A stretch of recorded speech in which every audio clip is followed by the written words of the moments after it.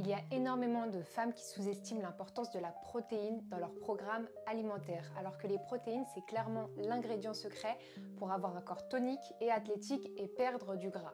Il y a beaucoup de femmes qui ont peur de devenir bodybuildées en développant leurs muscles, mais je vais te rassurer tout de suite, c'est pas parce que tu vas prendre des protéines en poudre que tu vas ressembler à ça. Chez les femmes, le développement musculaire, il est différent de celui des hommes, en raison de nos hormones. En augmentant ta consommation de protéines, tu vas juste fournir les éléments nécessaires pour construire des nouveaux tissus musculaires et ça va t'aider à développer tes muscles et obtenir une apparence athlétique et tonique. Mais pour ça, il faut bien répartir sa consommation et bien calculer son besoin en protéines. Je vais t'expliquer comment faire dans la suite, donc reste bien jusqu'à la fin. Il t'est sûrement également arrivé après une séance de sport d'avoir de grosses courbatures. Quand on fait de l'exercice, nos muscles ils vont subir des petites déchirures et la protéine elle va être essentielle pour réparer ces déchirures et favoriser la récupération musculaire. En clair, ça va te permettre d'aller à la salle beaucoup plus rapidement et d'être moins courbaturé et de te remettre plus rapidement à refaire tes séances. En ce qui concerne la perte de poids, il est important de noter que toutes les pertes de poids ne se valent pas. Si tu perds du poids mais que tu perds essentiellement de la graisse, là c'est top. Mais si tu perds du poids en perdant essentiellement de la masse musculaire, là c'est pas top parce que ça va donner à ton corps un aspect beaucoup plus mince mais tu n'auras pas l'air tonique du tout. Si tu veux préserver ta masse musculaire pendant ta période de perte de poids, il va être recommandé d'augmenter ton apport en protéines. Il y a plusieurs études scientifiques qui ont montré qu'augmenter son apport en protéines jusqu'à environ 1,6 g par kilogramme de poids de corps, ça peut aider à construire du muscle. Ça signifie que pour une personne qui pèse 60 kg, il serait recommandé de consommer environ 96 g de protéines par jour. C'est important de souligner que ces recommandations, elles peuvent varier en fonction de ton pourcentage de graisse corporelle et de ton expérience dans l'entraînement. Si tu es débutante et que tu cherches à perdre du poids, un apport en protéines compris entre 1,4 et 1,6 g par kilogramme de poids corporel, ça va être un objectif raisonnable. Si tu as déjà de l'expérience dans l'entraînement et que tu souhaites maximiser ta perte de graisse tout en maintenant ta masse musculaire, tu peux viser un apport en protéines beaucoup plus élevé, autour de 2 g. On a différentes organisations telles que l'Académie Nutrition et de Diététique ou les diététistes du Canada qui ont recommandé des apports en protéines beaucoup plus élevés. Ça va aller jusqu'à 2 g par kilo de poids de corps par jour, voire plus pour prévenir la perte de masse musculaire pendant la perte de poids. Ça va signifier qu'une personne qui pèse par exemple 60 kg, elle devrait consommer environ 120 g de protéines par jour pour maintenir sa masse musculaire pendant sa perte de poids. Donc pour faire simple, dites-vous qu'en perte de poids, votre apport minimal en protéines par kilo de poids de corps, il doit être au minimum d'1,6 g et ça peut aller jusqu'à 2 g en fonction de votre objectif. On va parler maintenant du timing de la consommation des protéines, notamment autour de l'entraînement. Pendant très longtemps, on a vu des pratiquants de musculation qui se précipitaient dans les 30 minutes à 1 heure après l'entraînement pour aller consommer leur shaker de protéines.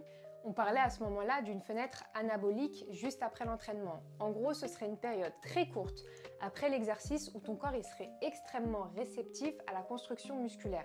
Pendant cette période, si tu manges les bons nutriments, donc du coup les protéines, ton corps utilise ces nutriments pour aider à réparer et à construire tes muscles. On te disait que si tu ne mangeais pas de protéines pendant cette période très courte de max 1 heure, tu risquais de manquer une occasion en or de développer tes muscles. Il y a eu une revue systématique sur le sujet, donc une revue systématique c'est toutes les meilleures preuves scientifiques disponibles sur un sujet et on a trouvé juste un léger avantage à consommer des protéines dans l'heure qui suit l'entraînement en musculation. Donc il n'y a pas besoin de se précipiter pour aller prendre son shaker. En fait, les recherches scientifiques ont démontré qu'une fois qu'on tient compte de la quantité totale de protéines consommées, l'avantage de la fenêtre anabolique il disparaît complètement. C'est pourquoi les chercheurs ils ont conclu généralement que malgré la recommandation courante de consommer des protéines dès que possible après l'exercice, il n'y avait pas suffisamment de preuves scientifiques pour soutenir cette pratique.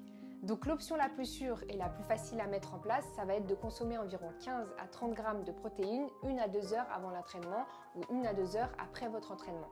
Si vous avez déjà consommé une bonne source de protéines avant l'entraînement, par exemple au petit déjeuner, ça va couvrir vos besoins post-entraînement. Dans ce cas-là, il y aura moins besoin d'une consommation spécifique de protéines après votre entraînement. Par contre, si vous n'avez pas consommé de protéines juste avant votre entraînement, là, il pourrait être judicieux d'en consommer environ 15 à 25 g ou 30 g dans l'heure qui suit l'entraînement pour maximiser la synthèse des protéines. Ça sera le bon moment parce que ce sera le moment où votre corps va commencer le processus de réparation, de récupération et de croissance musculaire. Je vais quand même mentionner la consommation des protéines avant le coucher, même si les études sur le sujet elles sont encore très récentes. On ne sait pas vraiment s'il y a si consommer des protéines la nuit c'est nécessairement meilleur que de les consommer à un autre moment de la journée. Cependant, c'est une période qui serait potentiellement intéressante pour prendre des protéines parce que ça pourrait augmenter la synthèse des protéines musculaires, donc favoriser la récupération musculaire et soutenir votre métabolisme global.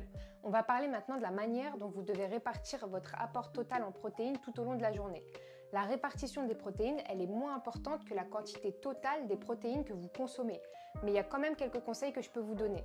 Les chercheurs, ils ont observé que des portions de 20 à 40 grammes, ça maximiserait la réponse des synthèses des protéines musculaires. Personnellement, je ne suis pas strictement adepte de la répartition des protéines en portions régulières tout au long de la journée parce que ça me prend la tête de calculer, ça demande beaucoup de planification et de réflexion sur les repas et ça peut ne pas convenir à tout le monde. Donc pour conclure, l'essentiel c'est de manger suffisamment de protéines pour atteindre tes objectifs, que tu choisisses de répartir tes portions de manière régulière ou non.